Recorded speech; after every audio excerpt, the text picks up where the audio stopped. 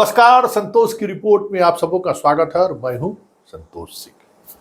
और आज हम इस खास जो मेरा सेगमेंट है संतोष की रिपोर्ट में दिखाने जा रहे हैं कि किस तरीके से देश की राजनीति बदल रही है और उसका असर बिहार में किस तरीके से दिख रहा है। एक दौर था जब मोदी आए तो साथ साथ ओवैसी भी आया, जिस ओवैसी को 2014 से पहले कोई नहीं जानता था, लेकिन मोदी के साथ ओवैसी आया और इस कदर छा गए कि मुसलमान के इशूज पे अगर मीडिया में किसी का रिएक्शन चलता था तो सिर्फ और सिर्फ ओवैसी का। और ओवैसी ने इस देश की राजनीति को इस कदर प्रभावित किया कि जिस नैरेटिव को सेट करना चाहता था क्षेत्रीय दल या कांग्रेस, उसको कहीं न कहीं अपने तरीके से ओवैसी निपटाने की कोशिश करता था और उसका लाभ भी मिला बीजेपी को।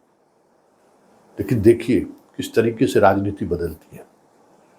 एक तेलंगाना की हार, कांग्रेस का वहाँ सरकार बनना और ओवैसी के गढ़ में जाकर कांग्रेस का हुंकार भरना और पूरे देश के सामने मुसलमानों के बीच ये इमेज बनाना कि ये बीजेपी का बी टीम है, उसका आज प्रभाव देखिए कि सिर्फ ओवैसी से जुड़े हुए मुसलमान ही नहीं, बिहार के तमाम मुस्लिम वोटर का मिजाज किस तरीके से बदल रहा है, जरा उसको समझिए। बहुत ही बारीकी से समझने की जरूरत है।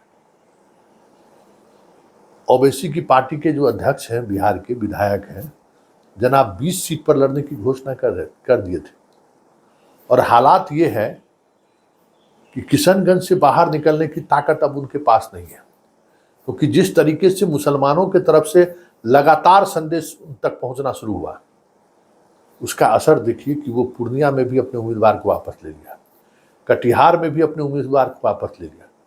और सिर्फ उम्मीदवार ही वापसी नहीं है, पूर्णिया के जो अल्पसंख्यक सेल के आरजेडी के जो जिला अध्यक्ष हैं और पूरे जिले के जितने अल्पसंख्यक प्रखंड अध्यक्ष हैं, उन्होंने एक साथ पप्पू यादव के समर्थन की घोषणा कर दी। ये बदलाव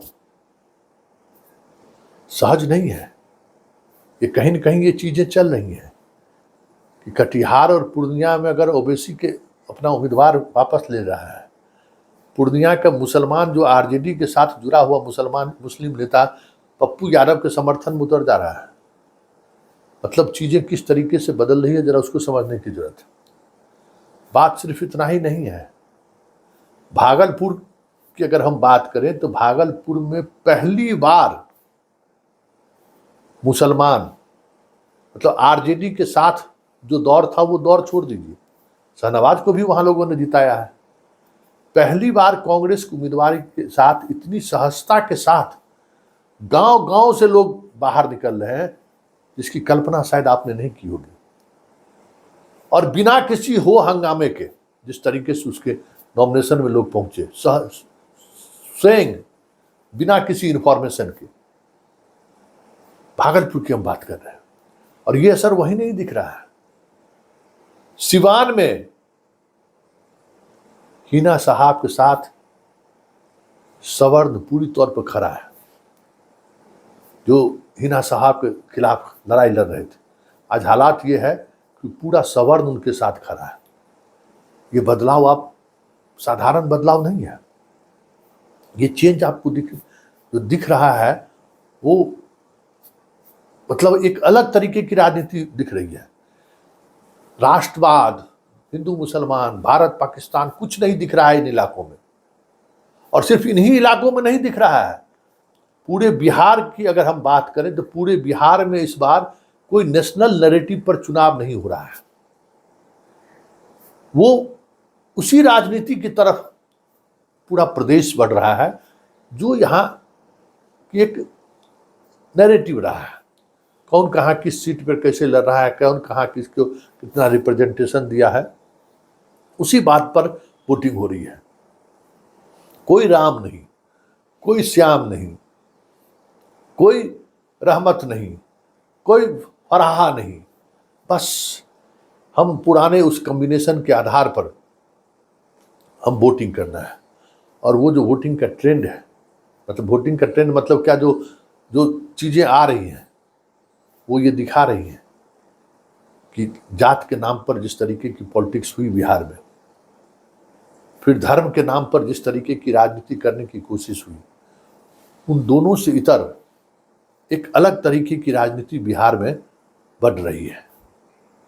और ये अगर लोकसभा चुनाव के दौरान परिणाम में बदल गया तो इतना तय मानिए कि यह सिर्फ बिहार का ट्रेंड नहीं हो सकता है, ये ट्रेंड पूरा देश का होगा। क्योंकि ये जो मिजाज है ना, क्योंकि मेरा अनुभव है कि बगहा का जो वोटर सोचता है ना, वही औरंगाबाद का भी वोटर सोचता है। वो सोच एक रहता है, करंट एक जैसा चलता है। तो ये साफ दिख रहा है कि इस बार नरेंद्र मोदी का वो करंट नहीं है।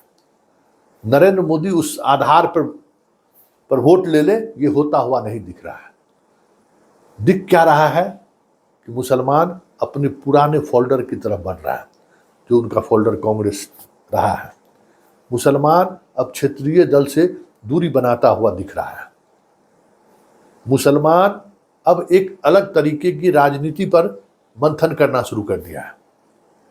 सवर्ण फिर अपने पुराने फोल्डर की तरफ, जहां कहीं भी इस बार उन्हें मौका मिला है, लौटने की कोशिश कर रहा है।